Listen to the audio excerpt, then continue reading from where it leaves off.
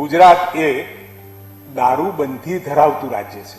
અહીંયા ક્યારેય દારૂ બનાવવાનો, વેચવાનો કે પીવા માટેનો અધિકાર આપણે કદી પણ કોઈને આપ્યો નથી. ની અંદર 2001 થી 21મી સદીની શરૂઆત થઈ. આદરણીય પ્રધાનમંત્રી મોદી સાહેબે પોતાના ઓન થિંકિંગ અને સાથે ગુજરાતના વિકાસની તકો જે ઉપલબ્ધ કરાવી, એટલે ગુજરાત મોડલ પ્રસ્થાપિત થયું. આજે જ્યારે 21મી સદીમાં અને એમાં પણ આવતા 25 વર્ષનો આપણે વિચાર કરતા હોઈએ, ત્યારે ક્યાંક ને ક્યાંક લિમિટેશન અને સંકુચિતતાથી વર્તવાની જગ્યાએ ગુજરાતને ખૂબ મોટું હબ બનાવવા માટે ક્યાંક આપણે દ્વાર પણ ખોલવા પડશે. ગાંધીના નામે દંભ ચાલી રહ્યું છે. ગાંધીજીના આબરૂના ધજાગરા ઉડાવવાની શરૂઆત ગુજરાત સરકારે કરી નાખી હોય, અત્યારે તેવી જ ચર્ચાઓ તેજ થઈ છે. આમ તો ગુજરાતમાં દારૂબંધી છે, પરંતુ હવે દારૂનું વેચાણ થઈ શકે છે. ક્યાં અને કઈ રીતે, સમગ્ર માહિતી શું છે, જાણીશું વિગતવાર આ રિપોર્ટમાં. સરકારે દારૂની મંજૂરી આપી દીધી છે. દારૂના નામે સરકાર સગવડિયું ધર્મ પાલન કરે છે તેવું લાગી રહ્યું છે. સરકારે નિર્ણય તો લઈ લીધો, પણ હવે આ મુદ્દે રાજનીતિ ચરમસીમા પર છે. રાજ્યમાં હાલ એક મુદ્દો બધાના મોં પર છે, એ છે ગાંધીનગરના ગિફ્ટ સિટીમાં દારૂના સેવનમાં છૂટછાટ આપવામાં આવી. આ મુદ્દે ગુજરાતનું રાજકારણ ગરમાઈ ગયું છે, જેમાં પક્ષ અને વિપક્ષો આમને સામને છે. દારૂ વેચાણ અને ડાઇન એન્ડ વાઇનના નિર્ણયના કારણે હવે લાગે છે કે જવાબ આપવા પણ સરકારને અઘરા પડી રહ્યા છે.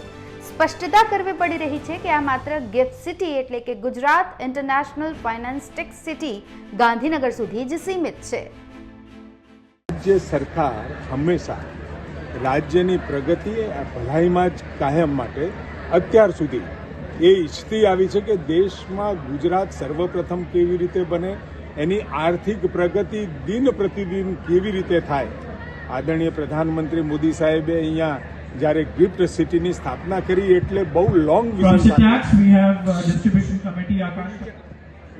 વિઝન સાથે અને તેમજ અહીંયા આગળ નાણાકીય સંસ્થાઓ આવે અને સાથે આઈટી ક્ષેત્રની કંપનીઓ આવે, બેન્કિંગ ક્ષેત્ર પણ અહીંયા આવે અને ખૂબ બધું આખા દેશમાંથી નહીં પરંતુ વિદેશમાંથી પણ બહુ બધી સારી કંપનીઓ અહીંયા આવે, એસ્ટાબ્લિશ થાય. પરંતુ એની લાઈફસ્ટાઈલ જે છે, અહીંયા આવીને કામ કરવાવાળા બહારથી જે લોકો છે, આઈટી પ્રોફેશનલ છે, ફિનટેકના લોકો છે, અહીંયા જે એમની લાઈફસ્ટાઈલ છે એ લાઈફસ્ટાઈલમાં અને ઘણી વખત જ્યારે ટેલેન્ટ બહારથી આવતું હોય એટલે એને સાચવી રાખવું પણ ખૂબ જરૂરી હોય છે.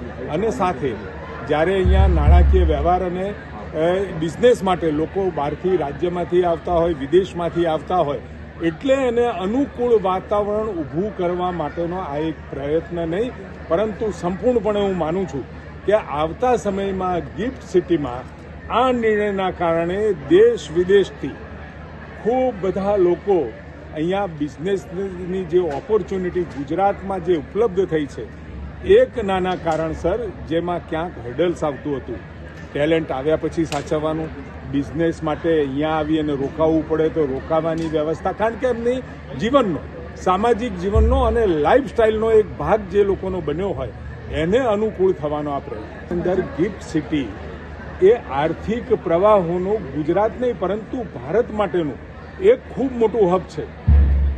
આ કેવળ ગુજરાતની પ્રગતિ તો થશે, પરંતુ સાથે સાથે દેશભરમાં ગિફ્ટ સિટી એક પોતાની રીતનું એક આર્થિક હબ બન્યું છે અને બનવા જઈ રહ્યું છે. ત્યારે આ આર્થિક હબ પૂરતો જ વિષય છે. અત્યારે ક્યાંય એવો વિચાર નથી કે ગુજરાતની અંદર પ્રવાસીઓ માટે અથવા તો ટુરિઝમ માટે આવતા સ્થળોનો કોઈ વિચાર કર્યો નથી. સરકારના પ્રવક્તા મંત્રી ઋષિકેશ પટેલે કહ્યું છે કે અન્ય સ્થળેથી દારૂબંધી નહીં હટે. ગિફ્ટ સિટી માત્ર ગુજરાત જ નહીં, દેશ માટેનું સૌથી મોટું આર્થિક હબ છે અને એટલા માટે જ આ આર્થિક હબ જેટલો જ વિચાર છે અને એટલા માટે જ આ આર્થિક હબ ગિફ્ટ સિટી જેટલો જ વિચાર છે.